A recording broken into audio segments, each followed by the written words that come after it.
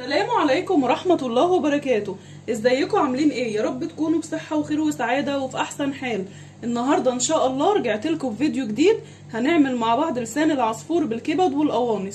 كلنا طبعا بنحبه وطريقته سهلة جدا، وان شاء الله هتجربوها معايا بالطريقة بتاعتي وهيعجبكم قوي. المقادير كلها قدامكم، بس قبل ما نقولها مش هننسى نقول اللهم صل وسلم وبارك على رسول الله صلى الله عليه وصحبه وسلم. معايا هنا ايه؟ معايا كبد وقوانص بتاعه الفراخ طبعا. غسلناها، يعني نقعتها في ملح وخل وليمون، وطبعا بعد كده غسلتها وصفيتها من الميه وقطعتها. لازم تقطعيها قطع صغيره علشان تستوي معاكي كويس في لسان عصفور. كمان معايا هنا ده كيس لسان عصفور. معايا بصله كبيره مبشوره فرمتها في الكبه. معايا معلقه سمنه، وطبعا الزيت مش هننساه. معايا قطايه كبيره متقطعه مكعبات. معايا هنا ده زبيب ولوز، انا نقعاهم في ميه سخنه علشان التزيين في الاخر. يعني تمام، دول كده عشان التزيين في الاخر. معايا كمان البهارات اللي عندي، ركزوا معايا بقى في البهارات. معايا هنا قرفه ناعمه، جنزبيل، خلط، معلقه بهارات فراخ، ملح، كاري، كمون، كزبره، السبع بهارات. تمام. معايا كمان فلفل اسود وفصين توم مفرومين ناعم. معايا معلقه كبيره فلفل اسود، معلقه كبيره كمون، 3-4 فصوص توم مقطعاهم كده مكعبات عشان الكبده. ومعايا كمان زي ما انتوا شايفين معايا فلفل حامي، حامي او رومي اللي يعجبك. انا حاطه النهارده الفلفل اللي هو بيبقى الالوان، حطيت الاصفر والاحمر. طبعا انتي حره واللي موجود عندك اشتغلي بيه. تمام. متهيألي كده المقادير اللي معانا سهله وبسيطه. يلا بينا نروح على النار عشان نشتغل مع بعض. تعالوا دلوقتي، انا جبت طبعا عندي هنا طاسه وحله علشان هعمل الكبده عندي هنا، وكمان هنعمل مع بعض لسان العصفور في حله تانية. خلينا الاول نبتدي بالكبده عشان ما نتلخبطش. هبتدي انزل بسم الله بشويه زيت. تمام كده. طبعا هسخنهم علشان هبتدي انزل بالتومه اللي عندي. دلوقتي هقول بسم الله وهنزل بالتومه. مش عايزاها يبقى لونها ذهبي، يعني مجرد بس ريحتها تطلع معايا. دايما يا جماعه قلت لكم قبل كده، لما تيجي تعملوا حاجه فيها توم ما تخلوهوش يغمق منك، علشان بيمرر وبيبقى طعمه مش لطيف في الاكل. نسيت اقول لكم معايا هنا الخل، عشان هنطش التومه بتاعتنا بمعلقه خل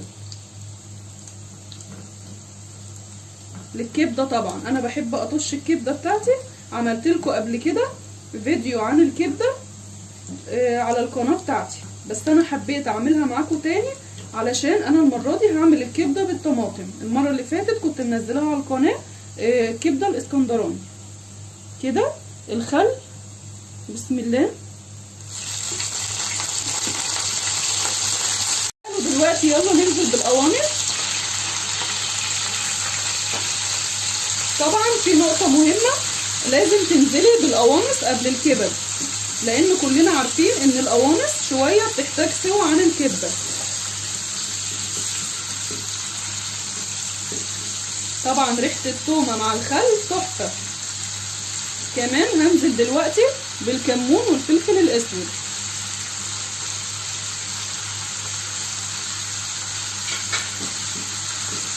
هقلب لحد ما يبقى لونها كده اللون الجميل الذهبي، اللون الجميل البني عفوا بتاع القوانص والكبده.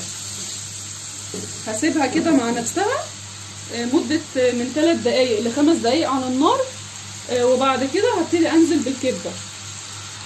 دلوقتي زي ما انتوا شايفين معايا القوانص بتاعتي خلاص لونها بقى بني جميل، وسبتها حوالي 5 دقايق على النار.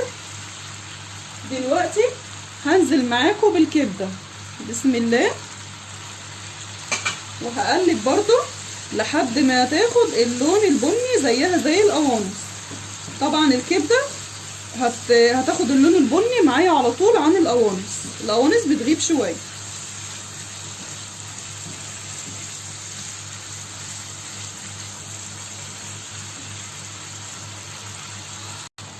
دلوقتي زي ما انتوا شايفين معايا الكبده والقوانص خلاص خدت لون بني وبقت تمام معايا. طبعا برضو في معلومات مهمه عاوزين نقولها عن الكبده مع بعض. الكبده يا جماعه مهمه جدا للي عنده نقص حديد او اللي عنده الانيميا. طبعا مغذيه جدا وفيها كمان فيتامين ب 12 وفي نفس الوقت فيها نسبه حديد عاليه جدا اللي بتعلي نسبه حديد اللي بتعلي نسبه الهيموجلوبين في الدم. بتمنى ان شاء الله ان انتوا بجد تعملوها وما تشتروهاش من بره تاني. في ناس كتير بتشتري الكبده دي يا جماعه من الشارع، بجد طريقتها سهله جدا مش محتاجه اي حاجه وما تجيبوش اي حاجه من الشارع. خلاص كده هبتدي دلوقتي هنزل بشويه ملح صغيرين عشان طبعا لسه هنزل في لسان العصفور بملح برضه، اخلي بالي. هنزل دلوقتي بالطماطم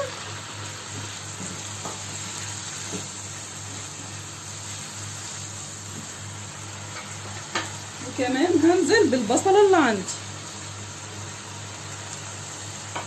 واديهم بقى تشويحه حلوه كده مع بعض.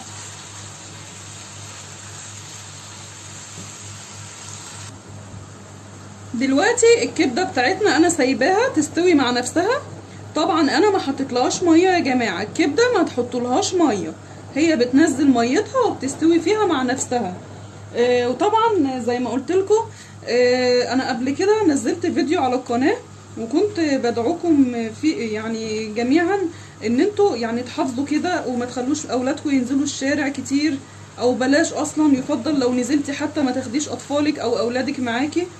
وكمان نزلت لكم مشروبات مهمه جدا علشان تقوي المناعه في الظروف اللي احنا فيها. طبعا كلنا عاملين حظر وقاعدين في البيوت، فبجد يا جماعه الفيديو اللي انا نزلته ده فيه معلومات مهمه جدا، بتمنى ان انتوا تسمعوها وكمان لازم تشيروه.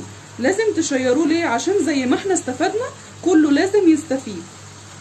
وانا طبعا اي فيديو بعمله معاكم ربنا يعلم انا بتعب فيه قد ايه، لكن طبعا انا بيهمني في الاخر الثواب من ربنا اولا، وثانيا ان انا اوصل لكم المعلومه بصدق وحب وامانه، ثالثا بجد بتمنى ان انتوا تحبوني وتدعموني وان انتوا كده وان انا اكون خفيفه على قلبكم وان انتوا ما تملوش مني ولا تزهقوا مني. دلوقتي تعالوا بقى ننزل بجزء من الفلفل اللي عندنا. انا مش عاوزه انزل بكله علشان عايزه جزء كده انزل بيه برضو على لسان عصفور، بحبه يبقى كريسبي كده في الاخر. هقلبه كده معاهم كده. الكبده بتاعتي خلاص هسيبها بقى مع نفسها، وتعالوا يلا نحمر مع بعض اللسان عصفور.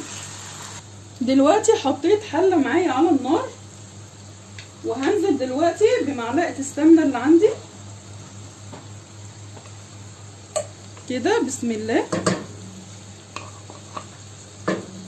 الاكله دي يا جماعه لما تكونوا في يوم كده محتارين على الاكل وشويه الزيت، لما تكونوا في يوم محتارين على الاكل ومش عارفين تاكلوا ايه، سهله وسريعه وفي نفس الوقت يعني بجد لذيذه قوي وهتعجبكم خالص.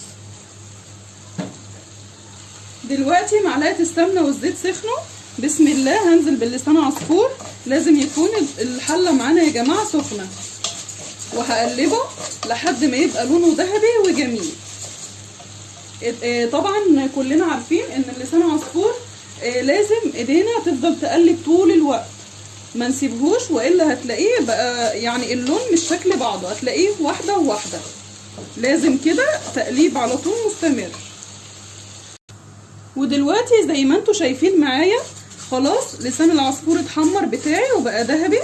بصوا ما شاء الله كله لون واحد تمام كده. وفي نفس الوقت الكبده بتاعتي خلاص معايا اهي كمان، طفيت عليها واستوت وبقت تمام. تعالوا بقى دلوقتي خلاص لسان العصفور اتحمر، نسمي الله وننزل بالكبده عندنا. بسم الله.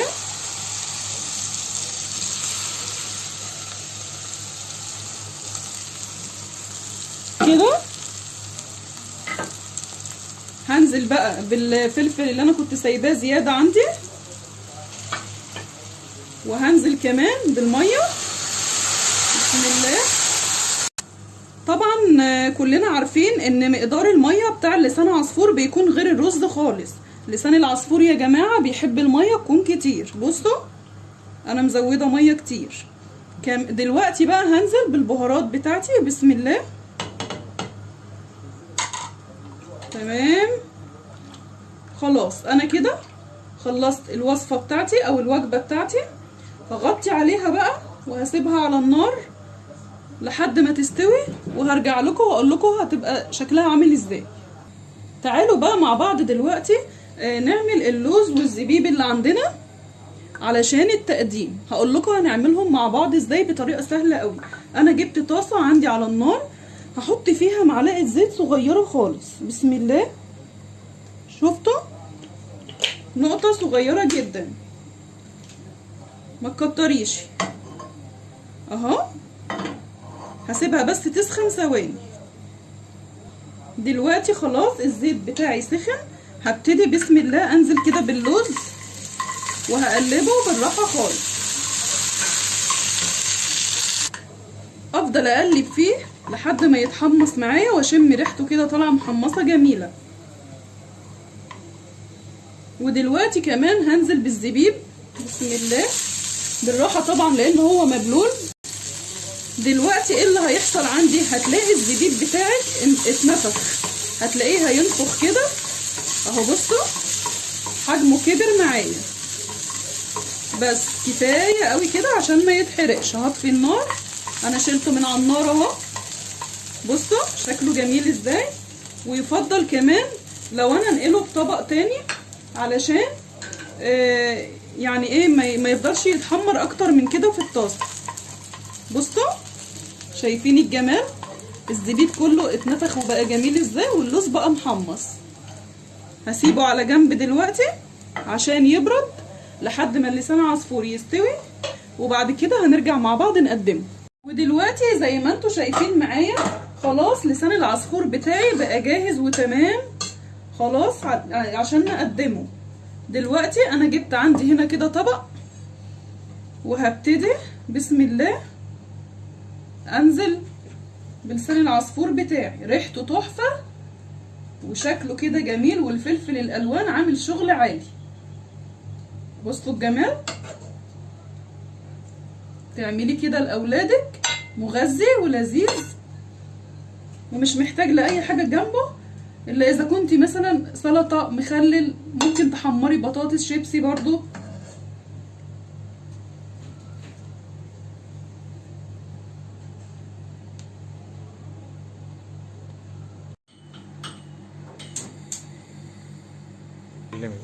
ودلوقتي زي ما انتوا شايفين معايا بنزل باللوز والزبيب اللي انا عملتهم معاكم على النار. بيدوا شكل كده تحفه وجميل، وطعم طبعا روعه. وكمان معايا هنا معلقه كده خضره صغيره برضو تدي ديكور معانا كده. بسم الله. الله شكل تحفه وكمان يجنن. بتمنى ان شاء الله باذن الله ان انتوا تجربوه ويعجبكم قوي. وما تنسوش تقولوا لي رايكم في التعليقات، وما تنسوش تعملوا لي لايك وسبسكرايب وشير. والسلام عليكم ورحمه الله وبركاته.